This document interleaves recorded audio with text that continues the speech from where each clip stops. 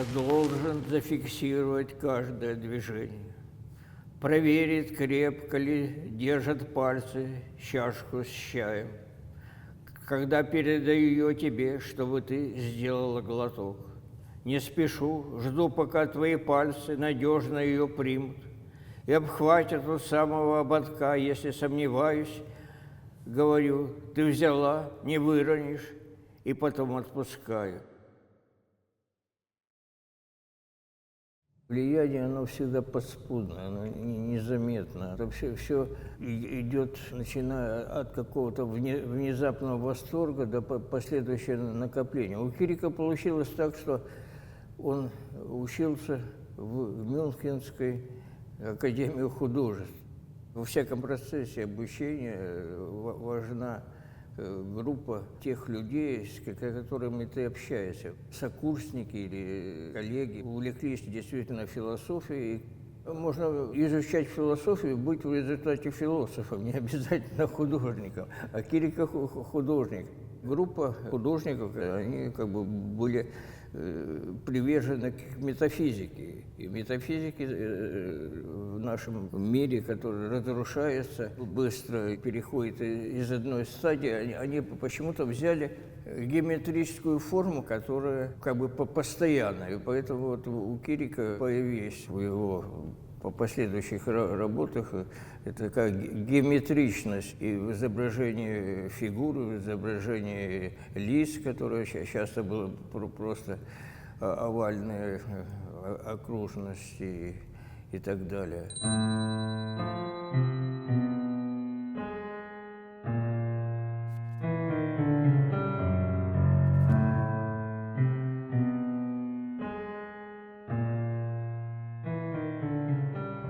Солнце обычно скрывалось на чердаках, луна, соответственно, в подвалах.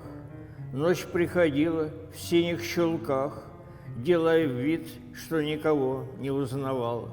Художника-самоучку на чердаке, штудирующего обнаженную модель, изгоя с бутылкой, как гранаты в руке, в подвале едино что ночь, что день. И припозднившуюся тень меж этажей, идущую пешком, поломался лифт, каждый по-своему, безусловно, блажен. В рассуждениях должен иметь место люфт.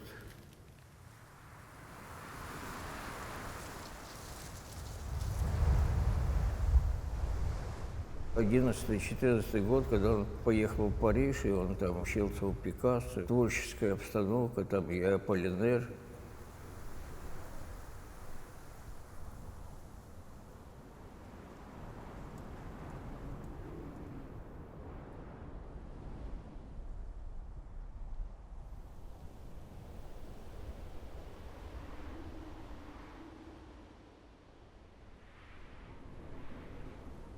Так получилось, что то ли по молодости, то ли по итальянскому темпераменту он набрел на какие-то визуальные категории в изображении пейзажа, изображении лиц.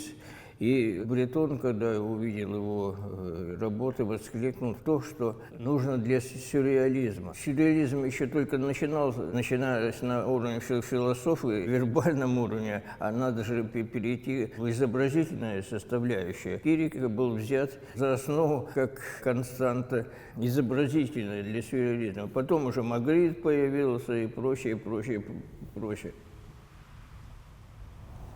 Была такая вспышка, всплеск на уровне выстрела, это продолжаться долго не может. Можно ведь просто так делать красивые пятна. В этом тоже можно достичь какого-то драматизма, но это будет уже на уровне ташизма. Ну, просто где художник как бы свою энергию передает на холсте или на бумаге. А можно очень досконально изучить произведение того или иного писателя. Ну, раз мы говорим о Достоевском, то словно или буквально нарисовать то, что ты прочитал. Это другой ход, чисто иллюстративный, но часто получается безэмоциональный. В американских судах не разрешалось, я не знаю, как сейчас, фотографировать, можно было рисовать. И появилось целое направление и целая плеяда художников, которые в судебных заседаниях рисовали все, и заключенного, и понятых.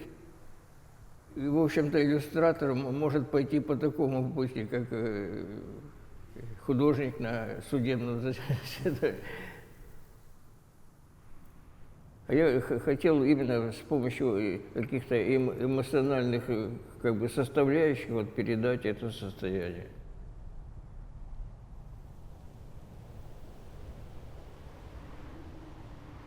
По поводу других земель и колорита, порхание бабочки измерь, окно открыто, улитка изучает лист на белой вазе. Заметить должен буквалист в начальной фразе, что нужно что-то говорить. Надкушен персик, этим нарушен колорит, на своем месте все составляет обиход, и взгляд на море обособляет пароход, случайно в створе.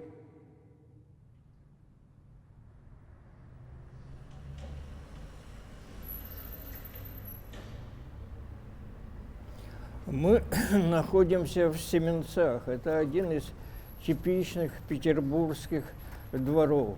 Поскольку у нас речь идет о Кирико, то я хотел бы заострить внимание на простом обстоятельстве. Мне кажется, что петербургские дворы схожи с дворами итальянских городов. Я, правда, не могу говорить за все города. Я был только в Риме, во Флоренции, в Венеции, но дворы этих городов очень похожи на петербургские. Это связано с тем, что итальянские архитекторы изначально строили Петербург. Такая структура дворов продиктована была плотностью застройки. И вот этот двор чем-то напоминает нам живопись Кирико. Дворы отчужденности, умиротворенности, сюрреализма, метафизики и всех направлений живописи XX века.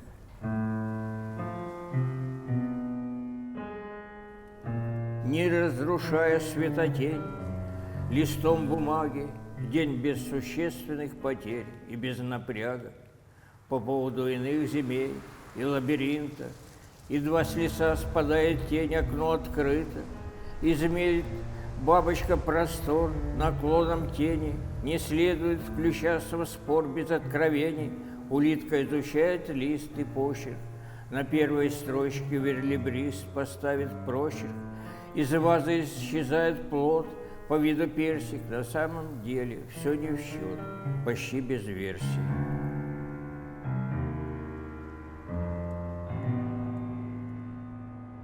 Чердак на Молодецко-сельском, сбоку чердак на улице Берейской, соединенный не только крышей вместе, а, что важнее, суммом интересов. Под вечер в гости заявился живописец, на вид невыразимо отчужденный трезв, опустошил стакан, потом не ждите писем, шагнул в окно и навсегда исчез.